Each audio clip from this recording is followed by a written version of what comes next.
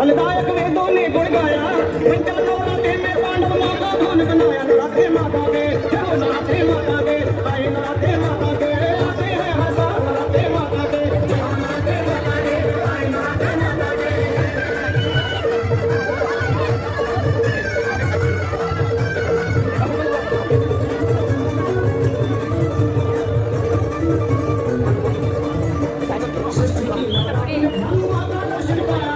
षष्ठी की नवरात्र में धनु माता दर्शन पाया